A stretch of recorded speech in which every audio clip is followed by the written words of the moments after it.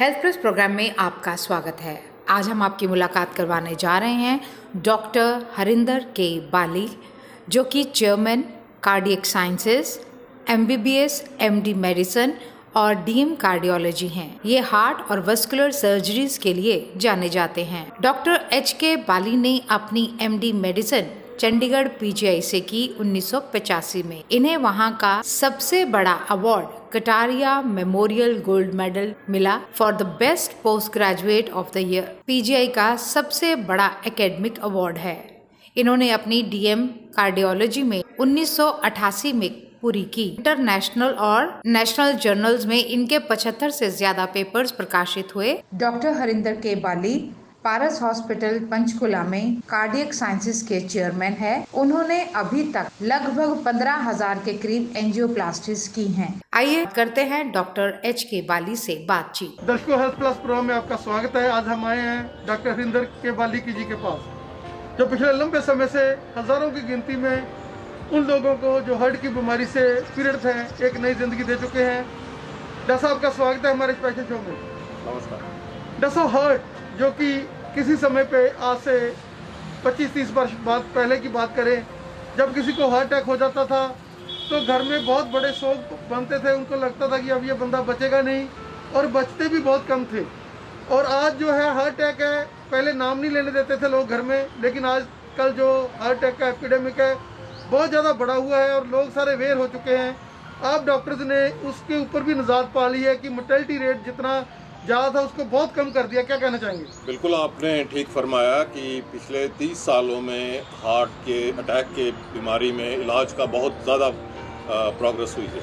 मुझे याद है कि 30 साल पहले हम जब हार्ट अटैक के मरीज़ का इलाज करते थे तो वो सिर्फ वहाँ पे हमें CCU में रख के उनकी मॉनिटरिंग करके ऑक्सीजन थेरेपी दे के और कुछ थोड़ी दवाइयाँ होती थी, और मॉर्टेलिटी जो है इन हॉस्पिटल मॉर्टेलिटी जिसको हम कहते हैं वो बहुत ज़्यादा थी, 12 से 13% के करीब थी। अब ये प्रोग्रेस के कारण कुछ 4-5% के करीब हो गई है।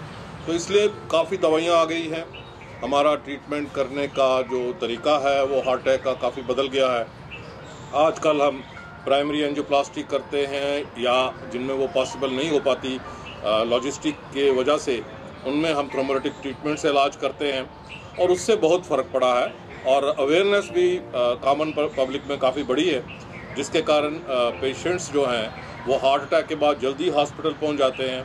और इसमें हम कहते हैं कि टाइम इज़ मसल, तो जितनी जल्दी पेशेंट का इलाज होगा उतना हम हार्ट अटैक के मसल को डैमेज होने से बचा सकते हैं। तो अवेयरनेस बढ़ने के कारण लोग जल्दी हॉस्पिटल पहुँच रहे हैं, और हमारे पास सुविधाएँ हैं कि हम जो ब्लॉक्ड आर्टरी है जिसके कारण हार्ट अटैक होता है उसका हम जल्दी से उसको खोल पाए, उसका निदान कर सकें। ये सिर्फ एंजियोप्लास्टी में प्रोग्रेस नहीं हुई है, दवाइयों में भी बड़ी प्रोग्रेस हुई। मेडिसिन जो हमसे 30 साल पहले थी, उसके बाद इतने ज़्यादा बड़े बड़े ट्रायल हो गए हैं, जिसके कारण मल्टीपल मेडिसिन अवेलेबल हैं, जिसमें कुछ खून पतला करने की दवाइयाँ होती हैं, कुछ स्टैटिन जिनको हम कहते हैं वो हैं, कुछ ऐसी दवाइयाँ हैं जो हमारे हार्ट मसल की इनलार्जमेंट होने से रोकती हैं, और मल्टीपल जिनको बीटा ब्लॉकर्स कहते हैं, एस इनहिबिटर कहते हैं, ARBs कहते हैं, आजकल आर्नी कहते हैं। ये सारी मेडिसिन जो हैं इसके कारण हार्ट के पेशेंट्स को बहुत ज़्यादा फ़ायदा हो रहा है। सर्जरी में भी बड़ी प्रोग्रेस हुई, और सर्जरी में एक तो ये है कि आजकल जो बाईपास सर्जरी, जिसको हम कॉमन लैंग्वेज में बाईपास सर्जरी कहते हैं, जिसको बीटिंग हार्ट सर्जरी होती है, हम आर्टीरियल ग्राफ्ट यूज़ करते हैं, कई बार मिनिमली इन्वेजिव होती है, बड़े छोटे से छेद से सर्जरी हो जाती है, और मायोकार्डियल प्रिजर्वेशन टेक्निक्स इम्प्रूव हो गए हैं। सो तीनों तरीक़ों में, दवाइयों में भी, एंजियोप्लास्टी स्टेंटिंग के तरीके से भी, जिसको हम इंटरवेंशन कार्डियोलॉजी कहते हैं, उसके थ्रू भी, और सर्जिकल टेक्निक से भी बहुत ज़्यादा तीनों में प्रोग्रेस हुई है। और तीनों अब आज से 20 साल पहले जितना ट्रीटमेंट कर सकते थे उससे मच बेटर तरीके से हम कर सकते हैं। ये कॉमन मिथ है लोगों में ये सोचना कि हार्ट की बीमारी का इलाज सिर्फ एंजियोप्लास्टी से या बाईपास से होता है। ये जब किसी को बीमारी होती है, कॉर्नियल आर्टरीज की ब्लॉकेज की प्रॉब्लम होती है, तो उसमें हम पेशेंट को कम्प्रिहेंसिवली इन्वेस्टिगेट करते हैं। इन्वेस्टिगेशन से हम ये पता लगाते हैं कि उनका कितना ज़्यादा हार्ट का मसल है जिसको ब्लड सप्लाई कम मिल रही है, और कितनी नाड़ियों में अटैक है, ब्लॉकेज है, कितनी जगह पे ब्लॉकेज है। ये सारी चीज़ें जो हम टेस्ट करते हैं, जिनसे कहीं तो नॉन इन्वेजिव टेस्ट है, जैसे इकोकार्डियोग्राफी है, टीएमटी है, स्ट्रेस थेलियम है, स्ट्रेस इकोकार्डियोग्राफी है, और इन्वेजिव तरीके से कॉर्नरी एंजियोग्राफी से, उससे हम ये देखते हैं कि एक पर्टिकुलर पेशेंट में इन तीनों में से कौन सा ऐसा तरीका है जिससे उनको सबसे ज़्यादा फ़ायदा होगा। मैं आपको ये बताना चाहूँगा कि दुनिया भर में 2 बड़े लार्ज ट्रायल हुए थे। एक आज से कोई 15-20 साल पहले, जिसको करेज ट्रायल कहते हैं, और एक अभी ट्रायल हुआ है जिसको इस्कीमिया ट्रायल कहते हैं, जिसमें यह बताया गया है कि कुछ ऐसे मरीज़ होते हैं जिनमें ब्लॉकेज होने के बावजूद भी मेडिसिन से अगर हम इलाज करें तो उनको लॉन्ग टर्म पे बेनिफिट मिलता है। तो इसलिए सबसे पहले ये जानने की ज़रूरत है कि जो पहले भी हमने बात करी कि दवाइयाँ जो हैं, मेडिकल ट्रीटमेंट, उसमें बहुत ज़्यादा प्रोग्रेस हो गई, और उससे कॉम्प्लिकेशन जो हार्ट ब्लॉकेज की होती थी वो कम हो गई। दूसरा ये है कि इन लोगों में नॉन इन्वेजिव और इन्वेजिव तरीके से हम ये देखते हैं कि अगर हम इनको दवाइयों से ही मैनेज करें, जिनको स्टेबल कॉरोनरी आर्टरी डिजीज़ है, जिनका मायोकार्डियम इतना ज़्यादा एट जेओपार्डी नहीं है, इस्कीमिक नहीं है, तो उन लोग लेफ्ट वेंट्रिकल फंक्शन उनका नॉर्मल है, तो इन लोगों में दवाइयों से भी लॉन्ग टर्म में फ़ायदा हो सकता है। बट हमें ये जानने की ज़रूरत है कि सबसे पहले ये जो हार्ट की बीमारी है, दिल की नाड़ियों की बीमारी है, ये एक लाइफस्टाइल डिजीज़ है। तो उसका हम जैसे भी इलाज करें, दवाइयों से करें, एंजियोप्लास्टी से करें या बाईपास से करें, लाइफस्टाइल इम्प्रूवमेंट करना और लाइफस्टाइल का ख्याल रखना, जिसमें हम समझते हैं कि अपनी डाइट का ख्याल रखना, अपने एक्सरसाइज करते रहना, स्ट्रेस लेवल को कम करना, मोटापा नहीं होने देना, सिगरेट नहीं पीना, ये सारी चीज़ें जो हैं, जिसको हम लाइफस्टाइल जो हमारा आजकल काफ़ी बिगड़ गया है बिकॉज ऑफ मल्टीपल रीजंस पिछले 15-20 सालों में, उसको हम ठीक तरीके से रखें। तो अगर हम अपना लाइफस्टाइल ठीक रखते हैं और इन नॉन इन्वेजिव टेस्ट और इन्वेजिव टेस्ट से हमें लगता है कि दवाइयों से लॉन्ग टर्म में बेनिफिट होगा, तो हम सिर्फ दवाइयों से ही उनका इलाज करते हैं, हालांकि उनकी नाड़ियों में ब्लॉकेज है। और ये आपने बिल्कुल ठीक कहा कि काफ़ी ऐसे मरीज़ हैं जिनका इलाज हम दवाइयों से ही करते हैं और उनको लाइफस्टाइल मॉडिफिकेशन के कारण उनको एडवाइस करते हैं। और मैं आपके माध्यम से ये बताना चाहूँगा कि अनफॉर्चुनेटली कई ऐसे लोग हैं जो लोगों को डराते हैं कि ये अल्टरनेटिव मेडिसिन करनी चाहिए जी, कुछ और करना चाहिए। तो उसमें मैं ये बताना चाहूँगा कि हमारी जो मॉडर्न मेडिसिन है उसमें लार्ज ट्रायल से ये देखा गया है कि कौन से ऐसे लोग हैं जिनमें हम सिर्फ मेडिसिन से इलाज कर सकते हैं। तो इसलिए हमें ये एडवाइस फॉलो करनी चाहिए, इन्वेस्टिगेशन कम्प्रिहेंसिवली कराना चाहिए नॉन इजी तरीके से। और अगर आपको डॉक्टर कहता है कि एंजियोग्राफी करानी चाहिए, तो इसका ये मतलब नहीं है कि वो आपको एडवाइस कर रहा है कि ज़रूर ही एंजियोप्लास्टी होगी या बाईपास सर्जरी होगी। ये भी क्वाइट पॉसिबल है कि नॉन इन्वेजिव टेस्ट के बाद या एंजियोग्राफी के बाद भी वो आपको एडवाइस करें कि आप अपना लाइफस्टाइल का ख्याल रखिए और अपनी जो मेडिसिन है वो रेगुलरली लेते रहिए, जिसमें जैसे मैंने आपको जिक्र किया कि ब्लड थिनर्स होते हैं, स्टैटिन्स हैं, कुछ एस इनहिबिटर्स होते हैं, ARBs हैं, बीटा ब्लॉकर्स हैं, और सबसे इम्पॉर्टेंट कि हम अपने ब्लड प्रेशर का, डायबिटीज़ का, उनका भी और कोलेस्ट्रॉल का, इनका भी कम्प्रिहेंसिवली कंटिन्यूसली इलाज करें, ताकि ये सारी जो समस्या है जिसके कारण हार्ट की बीमारी होती है, हार्ट की बीमारी आगे बढ़ती है, उसकी कॉम्प्लिकेशन होती हैं, उसकी हम रोकथाम कर सकते हैं। जैसा शुगर और हार्ट का जैसे घी खिचड़ी का रिश्ता है, और शुगर जो है वो हर तीसरे या चौथे बंदे को पंजाब में, खास करके जो हमारा पंजाब, हरियाणा, हिमाचल, यहाँ पर आप चंडीगढ़ में बैठे हुए हैं, तो आसपास के इलाकों में रिच फूड, वही सुबह परांठे, वही मक्खन और वही चीज़ें। और अगर शुगर हो जाती है तो उसके बाद लोग नहीं इसने मीठा नहीं खाना, बार बार उसको तली हुई चीज़ें, नमकीन, भुजिए और पकौड़ियाँ और बूंदी और ये चीज़ें उनको खिलाते रहते हैं, उसको बेचारा बनाते हैं। एक तो कि ये तो बेचारा है, इसको तो बेचारे को शुगर हुई है, और उसमें इतना कुछ को जो है नमकीन और इतना तला हुआ वो खा लेता है कि शुगर के साथ जैसे वो अडीक रहा होता है हार्ट अटैक, तो शुगर वाले पेशेंट को जफ्फी पा कर ले जाता है।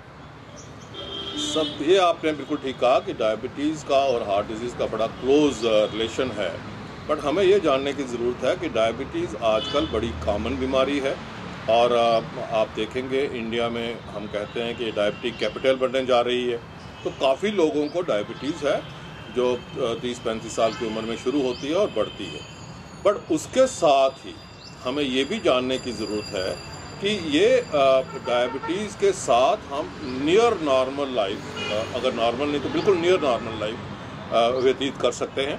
हमें अपने लाइफस्टाइल का कंट्रोल करने की ज़रूरत है, वेट का कंट्रोल करने की ज़रूरत है और ब्लड शुगर को कंट्रोल करने की ज़रूरत है।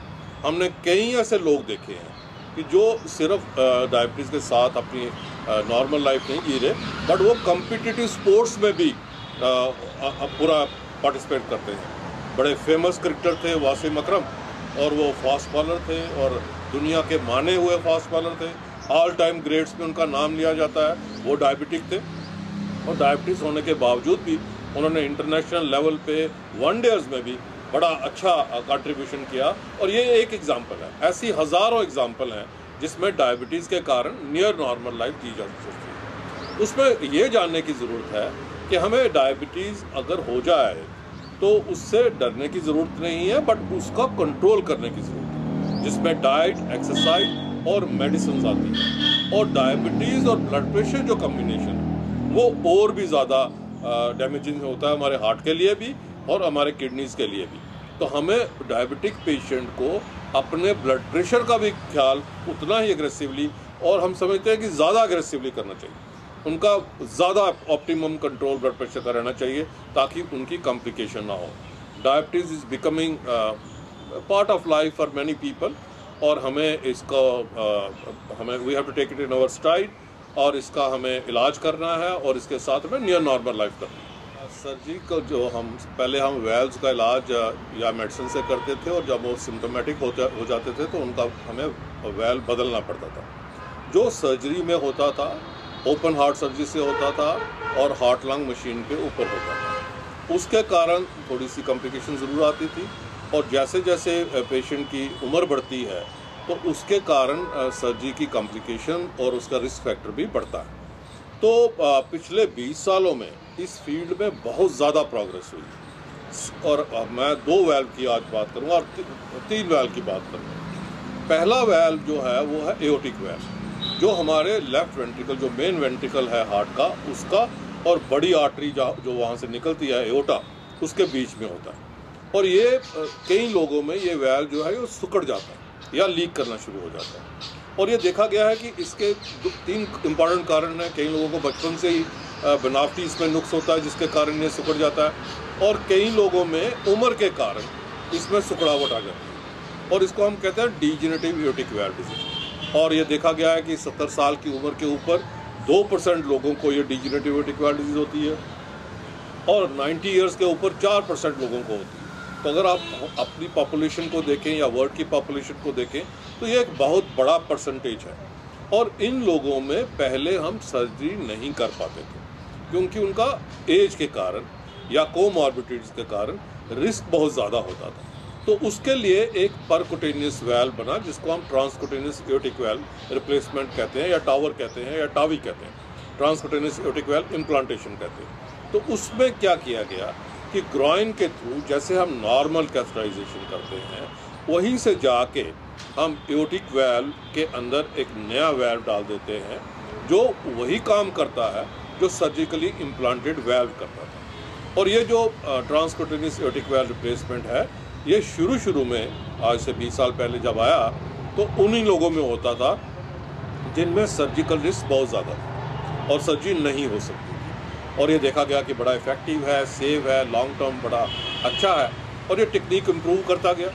और आज हमारे पास 4th जनरेशन के वेल्व्स हैं, और ट्रायल्स हुए जिसमें ये भी बताया गया, देखा गया कि मॉडरेट रिस्क, जिनमें इतना ज़्यादा रिस्क नहीं है बट मॉडरेट रिस्क है, उनमें भी अगर हम ट्रांसकुटेनियस एओर्टिक वेल्व रिप्लेसमेंट करें तो उसके भी रिज़ल्ट सर्जिकल रिज़ल्ट के मुताबिक ही है। और अभी कुछ नया डेटा आया है जो नॉर्मल रिस्क में भी देख रहा है कि इसकी एफिकेसी है। तो पहली बात तो ये है कि अगर हम सर्जरी की बात करें तो सर्जरी में भी इम्प्रूवमेंट इतनी हुई है कि हम हाई रिस्क प्रोसीजर भी कर सकते हैं, मिनिमली इन्वेजिव तरीके से वैल्व को रिप्लेस कर सकते हैं।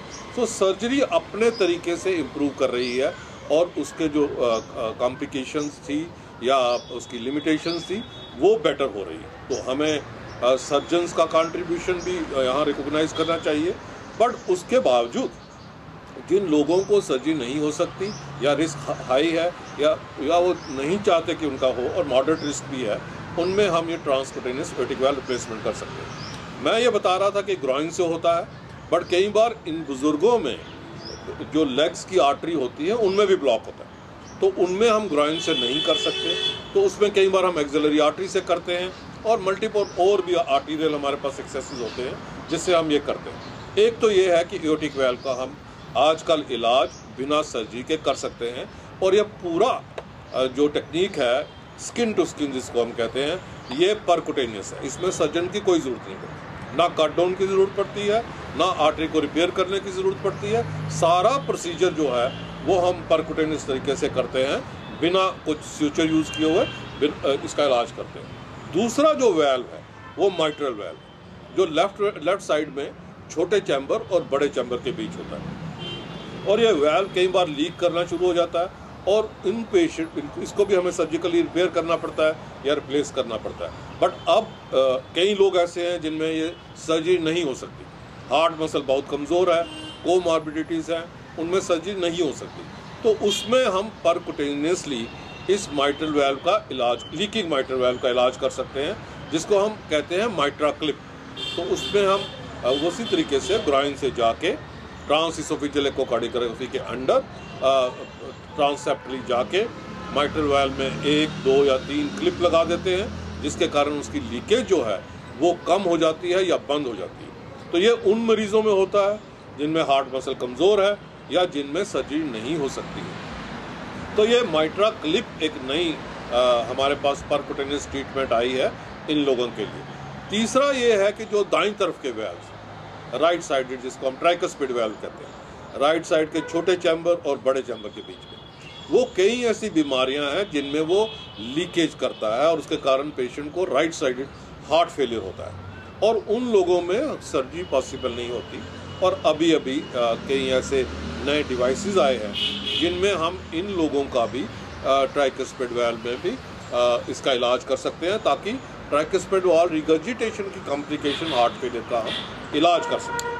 और आखिरी में कहूँगा कि जो चौथा वैल्व, पल्मोनरी वैल्व, कई लोगों में वो भी ख़राब होता है और उसके कारण कई बच्चों में कंजेनिटल हार्ट डिजीज़ है और उनका ऑपरेशन हुआ है, और जब वो बड़े होते हैं तो ये वैल्व लीक करने के कारण कॉम्प्लिकेशन आ जाती है, या वैसे भी पल्मोनरी वैल्व में रिगर्जिटेशन के कारण कॉम्प्लिकेशन आ जाती है, तो उसको भी हम परकुटेनियसली इम्प्लांट कर सकते हैं। तो ये काफ़ी प्रोग्रेस हुई है।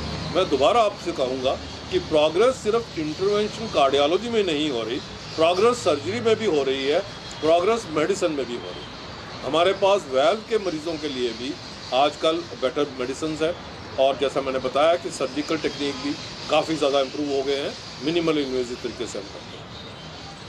डॉक्टर साहब का बहुत बहुत धन्यवाद, जो आज आपने कोरोना का एपिडेमिक है उसके बावजूद आपने हमारी रिक्वेस्ट मानी और आपने हमें समय दिया। हम चाहेंगे कि इस चैनल के माध्यम से आप जैसे डॉक्टर जो सेवा के पुंज हैं, जिनके साथ लंबी लंबी चेन्स बनी हुई हैं, फॉरेन के जो लोग हैं वो भी आपको लाइक कर रहे हैं। आपका हमें समय देने के लिए बहुत बहुत धन्यवाद। मैं आपके माध्यम से पहले तो आपको शुक्रिया करूंगा कि आपने मौका दिया मुझे आपसे बात करने का। दूसरा, मैं सारे लोगों को कहूँगा कि अभी कोरोना पेंडेमिक बहुत ज़्यादा बढ़ गया है और वैक्सीनेशन हमें लगवानी चाहिए, उसके बारे में हेजिटेंसी नहीं होनी चाहिए, और हमें वो सभी प्रिकॉशन लेने हैं, जो मास्क लगाना है, सोशल डिस्टेंस मेंटेन करना है, या बार बार अपने हाथ धोने हैं, वो वैक्सीनेशन करने के बाद भी करना पड़ेगा। और ये हमें कुछ देर के लिए अपना लाइफस्टाइल करना पड़ेगा। और इसी के साथ मैं आपका बहुत धन्यवाद करता हूँ। शुक्रिया।